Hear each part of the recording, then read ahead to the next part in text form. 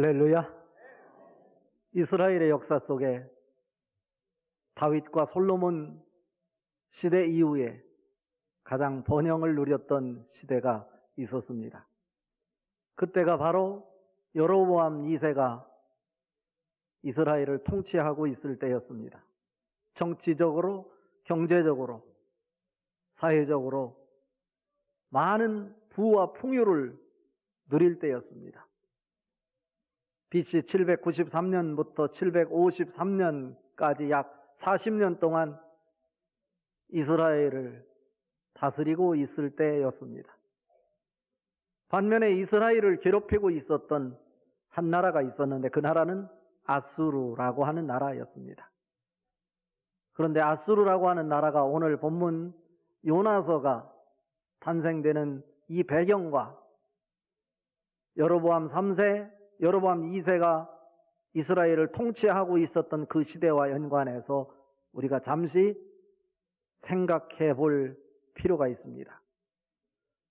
아수르는 그 당시에 살만에셀 3세가 통치하고 있었는데 주변의 신흥 국가들과 전쟁을 통해서 그 세계의 강대국이었던 아수르가 힘을 잃게 됩니다.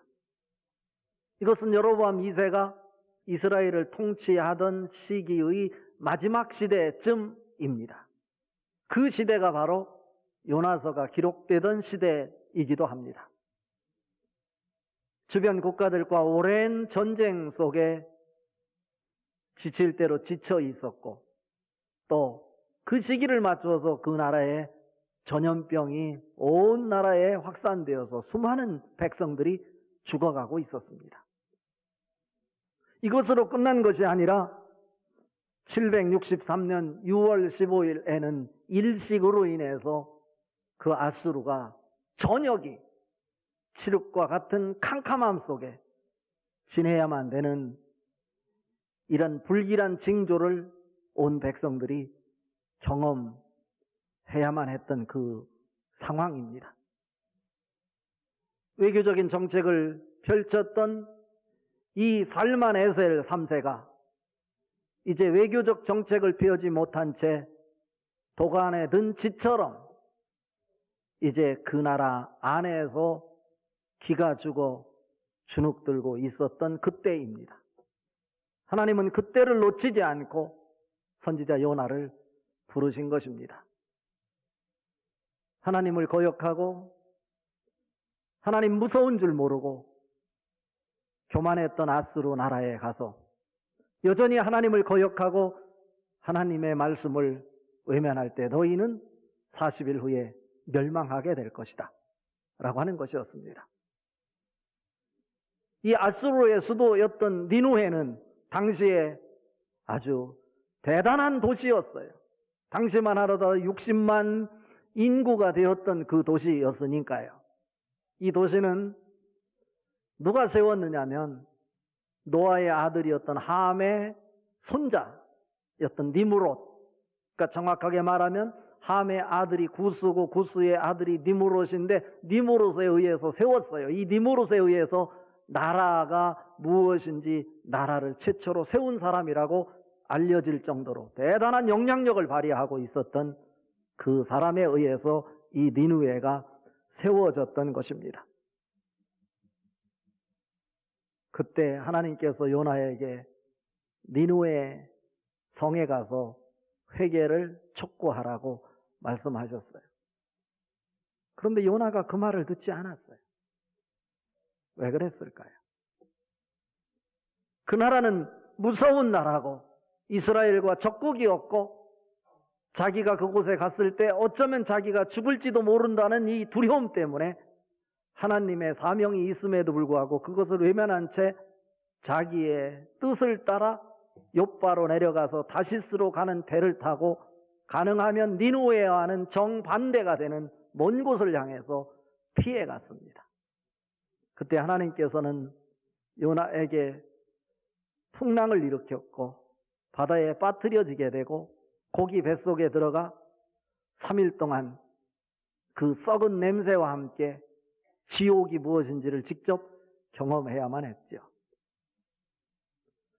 니느웨는 늦었지만 그 고기 뱃속에서 철저하게 회개하고 하나님께서 다시 기회를 줄 때 요나는 하나님 말씀 따라 그 말씀을 들고 니느웨로 달려갔습니다. 먼 곳입니다. 이스라엘에서 약 1100km가 떨어져 있는 먼 곳이었지만 그제서야 깨닫고 하나님이 하시는 일이니 자기가 그 뜻을 감당하는 선지자로서의 사명을 감당하리라 하고 달려갔어요. 니느웨 성은 얼마나 큰지 사흘 길을 가야만 다 갈 수 있는 곳인데 요나가 가서 하루 길을 회개하라. 너희가 회개치 않으면 40일 후에 너희 나라가 멸망할 것이다. 너희 성이 무너질 것이다. 하나님이 말씀하셨다. 그런데 하루 길만 가면서 전했는데도 그 백성들이 그 말씀을 듣고 받아들이는 거예요. 금식을 선포하고요. 베옷을 입고 제 가운데 눈물을 뿌리며 하나님 앞에 막 돌아오기 시작했어요. 이 소식을 이 니느웨 왕이 듣게 되고 니느웨 왕이 그 아수르의 왕인 이스라엘 백성들, 신하들을 향해서 사람들만 아니라 소떼, 양떼, 짐승 떼들까지도 음식을 주지 말고 물도 주지 말고 금식을 해라 라고 하면서 자기도 왕복을 벗고 베옷으로 갈아입고 제 가운데 가서 철저하게 회개했어요. 하나님은 이 때를 노리신 거예요. 아무리 강력한 나라라 할지라도 하나님 없이 살 수 있을 것 같다고 자처하는 사람이라 할지라도 사람에게는 그때마다 그 상황 따라 자기가 허전함 속에 인생의 피폐함을 느낄 때가 있어요.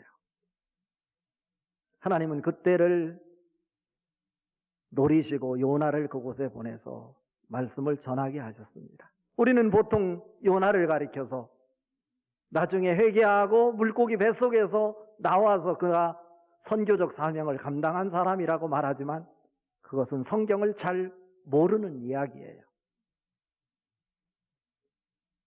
그는 니느웨에 가서도 회개하고 복음을 전하면서도 그들이 회개하지 않고 멸망받기를 원했던 것이 요나의 마음이에요. 그때 하나님께서 박넝쿨 사건을 통해 그들이 하나님을 모르는 무엇이 옳고 그른지를 분별하지 못하는 사람 12만 명이 그곳에 있는데 내가 그들을 어떻게 외면할 수 있으랴. 하나님 마음을 전해주는 거예요. 이것은 우리에게 우리가 붙잡아야 될 사명이 무엇인지를 가르쳐주는 말씀이기도 합니다. 요나서 전체의 사건을 통해서 우리들은 오늘 하나님의 말씀 중에 자는 자여 어찌함이냐 이런 주제로 오늘 말씀을 나누어 보려고 합니다. 이 물음은 믿는 사람들끼리 서로 주고받는 말이 아니라 하나님의 낯을 피해서 배 밑에 가서 잠을 자고 있는 요나를 향해서 선장이 요나에게 찾아와서 자는 자여 어찌함이냐. How can you sleep? Get up. 일어나라. 하고 우리에게 사명을 고취하는 말씀입니다. 자는 자여 어찌함이냐. 이 말씀 속에 담겨져 있는 하나님의 마음이 무엇인지 오늘 말씀을 통해 같이 살펴보고 은혜를 받으려고 합니다. 첫 번째로 성도는 나에게 주시는 사명이 무엇인지를 알아야 합니다. 이 땅에 살아가는 한 사람 한 사람 여러분 심령 속에는 하나님이 여러분 각자에게 주시는 사명이 있습니다. 그런데 우리는 그 사명이 내 뜻과는 다르다고 해서 그 하나님이 주시는 사명을 외면한 채 내 방식으로 내 서견에 옳은 대로 살아가고 있는 것이 우리들의 모습이 아닌가 싶습니다. 하나님은 그 시대마다 하나님의 사람들에게 그 사람이 아니면 안 되는 그 사람에게만 주어지는 사명을 불러 일으켜 주십니다. 오늘 읽은 말씀 2절 말씀 같이 한번 읽어봅니다.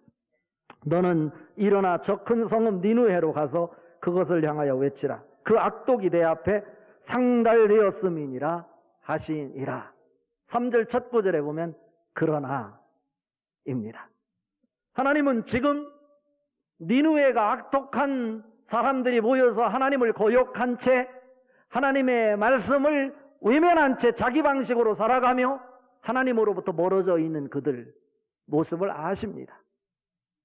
그러나 그들의 상황이 마음이 허전하고 도간에 든 쥐처럼 인생의 피폐함 속에 영혼의 갈증 속에 그들이 놓여 있음을 아시고 그 상황을 놓치지 않고 요나를 불러서 그들에게 복음을 전하기를 원하셨습니다. 그런데 요나는 자기가 그곳에 가는 것이 합당한 일이 아니라고 판단되어 그 하나님의 사명이 그에게 주어졌음에도 불구하고 요나는 그러나입니다. 거부하고 있는 거예요. 우리들의 모습이 아닙니까? 우리 인생을 살다 보면 우리는 매일같이 동일한 날, 동일한 일을 하면서 반복적인 삶을 살아간다고 생각할 수가 있어요. 그럴 때 우리 인생이 피폐함을 느끼게 되고 지루함을 느끼고 따분함을 느낄 수 있어요. 그러나 하나님의 사람은요, 하나님이 주신 사명이 있어서 동일한 날처럼 우리에게 보여질지 모르지만 이 날이 동일한 날이 아니라 하나님의 새로운 비전 속에서 하나님의 뜻을 이룰 새로운 날로 우리에게 주어졌다라고 하는 것이 보여질 때 우리에게 인생의 의미를 찾고 내가 오늘 또 살아야 되는 이유와 의미를 갖게 되는 것입니다. 그런데 그렇지 못한 채 하나님 없이 우리의 방식으로 살아가고 있는 것이 우리들의 모습이 아닌가 싶은 거예요. 그래서 요나 거꾸로 하면 어떻게 되나요? 요나. 다시 한번 더 크게 해봐요. 요나. 그게 요나가 아니고 나요. 한 사람도 제외됨 없이 이 땅에 태어나서 산다고 하는 이 자체, 사람으로 사는 이 자체와 이유는 어디에 있냐면 하나님의 사명 품고 이 땅에 나는 태어난 사람이다. 이 사실을 꼭 기억할 수 있기를 바랍니다. 빌립보서 2장 13절에 보면 너희 안에서 행하시는 이는 하나님이시니 자기의 기쁘신 뜻을 위하여 너희로 소원을 두고 행하게 하시나니 라고 말씀하고 있습니다. 우리는 모두 다 하나님이 여러분을 향해서 그때그때마다 주시는 사명이 있습니다. 이 사명을 영어로 미션이라고 합니다. 그런데 선교를 영어로 뭐라고 그러냐면 미션이라고 합니다. 그러니까 하나님이 우리에게 주시는 기본적인 사명은 무엇이냐면 복음을 전하고 나누는 선교적 사명이다라고 하는 것입니다. 그래서 교회의 존재 이유가 선교에 있다는 것도 바로 여기에 있는 것입니다. 미션이 한국말로 선교이고 동시에 사명이기도 하다라고 하는 것입니다. 그러나 우리는 복잡하게 생각하지 말고 사명도 미션이고 선교도 미션이다. 하나님은 나에게 부여한 사명이 있을 것인데 그 사명을 오늘 들을 수 있기를 바랍니다. 볼 수 있기를 바랍니다. 붙잡을 수 있기를 바랍니다. 그래서 내가 그 사명을 위해서 살아가게 될 때 나에게 행복이 있게 된다라고 하는 말씀입니다. 사도행전 20장 24절에 보면 사도 바울은 자기가 존재해야 될 이유, 사명을 찾았어요. 나의 달려갈 길과 주 예수께 받은 사명, 곧 하나님의 은혜의 복음을 전하는 일을 마치려 하면은 나의 생명을 조금도 귀한 것으로 여기지 아니하노라고 말씀하고 있습니다.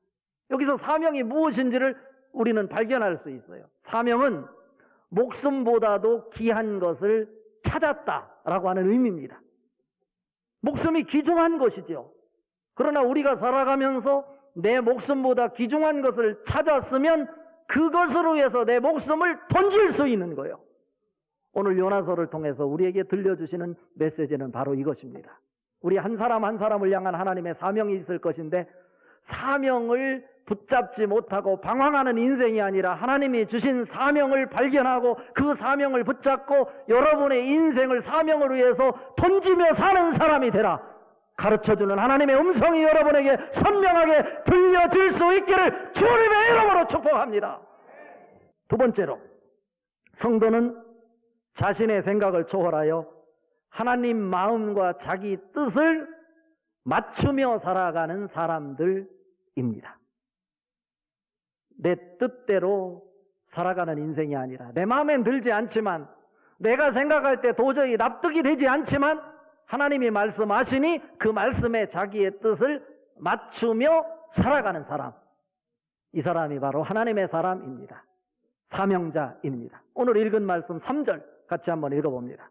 그러나 요나가 여호와의 얼굴을 피하려고 일어나 다시스로 도망하려 하여 욥바로 내려갔더니 마침 다시스로 가는 배를 만난지라. 여호와의 얼굴을 피하여 그들과 함께 다시스로 가려고 뱃삭을 주고 배에 올랐더라.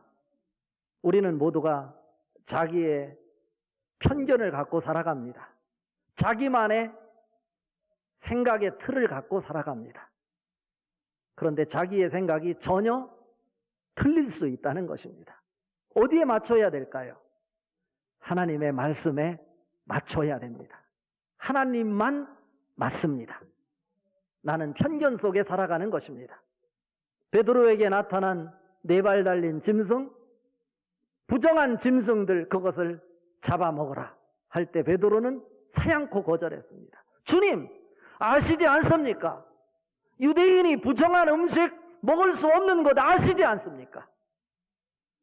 라고 소리를 외치며 강력하게 거부할 때 하나님께서 그에게 음성을 들려주시기를 내가 깨끗하다 하였는데 누가 더럽다 하느냐? 잡아먹으라. 그 음성을 듣고 고넬료 집에 가서 고넬료의 친척과 그의 친구들에게 복음을 전하고 세례를 주어서 하나님의 백성으로 이방인을 받아들이는 사건, 사도행전 10장을 통해서 우리는 확인할 수 있는 것입니다. 사람이 아무리 잘났다 할지라도 지혜 있는 척 하더라도 하나님 앞에는 어리석음에 불과합니다. 그래서 고린도전서 3장 18절 19절에 말합니다. 아무도 자신을 속이지 말라. 너희 중에 누구든지 이 세상에서 지혜 있는 줄로 생각하거든 어리석은 자가 되어라. 그리하여야 지혜로운 자가 되리라. 이 세상 지혜는 하나님께 어리석은 것이니 라고 말씀하고 있습니다. 마태복음 26장에도 보면 예수님께서 십자가를 목전에 두고 너무나 괴로워서 고통스러워서 하나님 앞에 기도하는 장면이 나오잖아요. 하나님 할 수 있거든 이 고통을 나에게서 떠나게 하여 주시옵소서. 그러나 마지막 기도하는 게 뭐예요? 그러나 내 원대로 하지 마시옵고 아버지 원대로 하시옵소서. 이것이 우리가 따라야 될 모습 아닐까요? 오늘 요나는 자기 뜻과 하나님의 요구가 다르다고 해서 하나님의 낯을 피해서 가능하면 니느웨와는 먼 곳 반대쪽을 향해 달려가고 있었고 배 밑창으로 내려갔어요. 요나는 그렇지만 요나의 이 사건을 통해서 우리에게 가르쳐주는 하나님의 마음은 뭐냐면 너 고집이 있고 내 뜻이 있고 내 경험이 있고 내 생각이 있다 할지라도 하나님 말씀 앞에 아멘으로 순종하여 내 뜻을 하나님의 뜻에 맞출 수 있는 사람이 되어야 된다 라고 가르치고 있는 것입니다. 오늘 본문 3절에도 보면 여호와의 얼굴을 피하려고 일어나 다시스로 도망하려 하여 욥바로 내려갔더니, 여기서 내려갔다라는 단어가 오늘 3절에서 2번, 5절에서 1번, 2장 6절에서 내려갔다라는 단어가 반복해서 나오고 있습니다. 히브리어로 야라드라고 합니다. 야라드라고 하는 뜻은 높은 곳에서 낮은 곳으로 내려간다라는 뜻입니다. 그런데 여기에서 3절에서도 보면 그가 뱃삭을 주고 배에 올랐더라 하는데, 이것도 한국말로 배 탈 때 올라간다고 생각해서 배에 올라갔다라고 표현하고 있지만 히브리어 원어에 보면 동일하게 내려갔다라는 단어인 야라드라는 단어를 쓰고 있습니다. 이것은 무엇을 우리에게 가르쳐주는 메시지냐면, 요나가 하나님의 뜻이 자기 뜻과 맞지 않아서 하나님으로부터 가능한 한 멀리 벗어나게 될 때 그에게 나타나는 결과가 무엇인지를 보여주는 하나님의 책망의 메시지예요. 여러분, 지금 어디를 향해 달려가고 있습니까? 아무리 하나님의 뜻이 여러분의 뜻과 맞지 않는다고 해서 하나님과 멀어지면 멀어질수록 여러분 인생은 피폐한 곳으로, 지옥의 고통의 상황으로 내려가게 된다라고 하는 것을 우리에게 가르쳐주는 것입니다.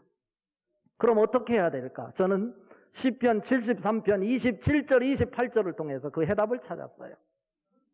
우리도 여전히 하나님의 사명을 받은 자라고 하면서 하나님 뜻이 있음에도 불구하고 내 뜻과 맞지 않을 때 하나님의 뜻을 외면하고 내가 화를 내고 분노하며 내 방식으로 살아가는 것이 우리들의 모습일진데, 시편 73편 27절에 보면 무릇 주를 멀리하는 자는 망하리니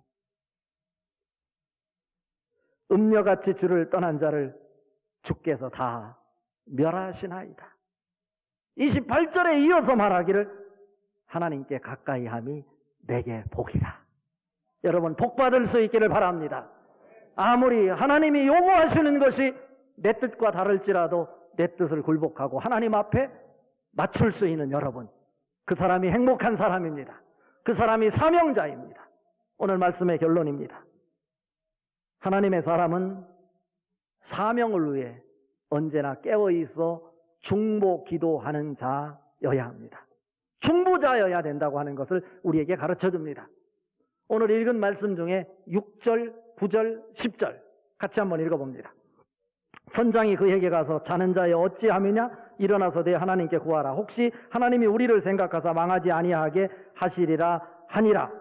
9절 그가 대답하되 나는 히브리 사람이요 바다와 육지를 지으신 하나님 여호와를 경외하는 자로다 하고 자기가 여호와의 얼굴을 피함인 줄을 그들에게 말하였으므로 무리가 알고 심히 두려워하여 이르되 네가 어찌하여 그렇게 행하였느냐 하니라. 이것은요, 하나님을 알지 못하는 선장이 책망하는 장면이고, 마지막 10절에서는 요나가 하나님 낯을 피해서 하나님 뜻이 아닌 자기 뜻을 위해서 하나님 말씀을 거역함으로 이런 풍랑이 만났다고 하는 것을 알고서 두려워해서 어떻게 해서 네가 그런 일을 행했냐? 라고 배 타고 있던 사람들이 요나를 향해서 책망하는 거예요. What have you done? 어떻게 해서 그런 일을 했느냐? 요나는 누구라고 그랬습니까? 다시 한번요. 요나는 누구예요? 나요. 지금 여러분들이 하나님이 요구하는 사명이 여러분 마음에 들지 않는다고 해서 하나님을 떠나게 될 때 하나님께서는 여러분 인생에 풍랑을 주신다, 이런 말씀이에요. 너가 누군지 도대체 어디서 왔는지 말하라. 너가 왜 여기에서 잠자고 있느냐? 너의 하나님에게 너가 기도해봐라. 너희 하나님이 이 어려움을 해결해 주실지 아냐? 라고 할 때 선장이 말하는 이 말 속에 NIV 영어 성경에 보면 너희 하나님이라고 하니까 그냥 요나가 섬기는 하나님처럼 보이지만 그렇게 변하지 않고 유어 갓이라고 표현하는데, 갓이 대문자 갓이 아니고 소문자 갓으로 세상에 자기들이 섬기는 신 중에 하나인, 우상 중에 하나인 신을 얘기하는 거예요. 그런데 오늘 9절에서 요나가 정신 차리고 자기가 누구인지를 분명하게 밝히는데 여기에서는 I am a hero, 나는 히브리 사람이고 하나님을 경외하는 and I worship the Lord, and 이어서 뭐라고 얘기하냐면 the Lord, the God of heaven who made the sea and the land 하고 표현해요. 다시 말하면 여기서는 대문자 the Lord, 대문자 God이라고 분명하게 밝히는 거예요. 여러분의 고백일 수 있기를 바랍니다. 어떠한 상황 속에서도 우리가 사명을 감당하지 못할 때 하나님께서 우리를 책망하실 것인데, 오늘 세상을 대표하는 선장을 통해서 책망을 받는 요나, 하나님을 알지 못하는 세상 사람을 향해서 책망을 듣는 이란 주눅드는 인간이 아니라 하나님의 사명, 세상을 위해서 중보하는 사명, 선교하는 사명 감당함으로 하나님 앞에 칭찬들을 뿐 아니라 세상 앞에 칭찬듣는 여러분 될 수 있기를 바랍니다. 사명자로 살기 위해서는 그냥 만들어지지 않는다고 하는 거예요. 사명자로 살기 위해서는 그냥 사명자가 되는 것이 아니라 주님 때문에 내려놓는 자존심, 욕심, 나의 오름, 시기, 복수심, 과거, 집착, 허영, 이기심 등 이런 것들을 내려놓을 때 비로소 새로운 세계가 보일 수 있다라고 하는 것입니다. 조각가가 새로운 작품을 만들기 위해서 돌을 징으로 쪼아서 떼어 버리잖아요. 떼어 버릴 때 버림에 의해서 새로운 작품이 만들어진다라고 하는 것입니다.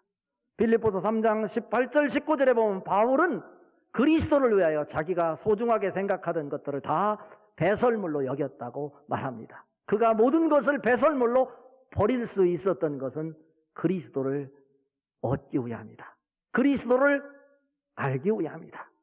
그 안에서 발견되려 함이니 이 시간 우리가 하나님의 사명을 붙잡되 내 뜻보다는 하나님의 뜻을 찾고 세상 사람들에게 책망을 듣는 것이 아니라 사명자로 세상 사람들을 감동시킬 수 있는 사명자의 자리에서 중보하는 하나님의 백성들 될 수 있기를 주님의 이름으로 축복합니다.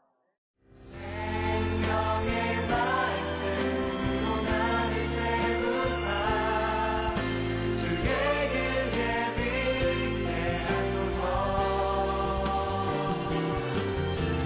성령의 능력으로 기름 부으사 진리를 선포하게 하소서.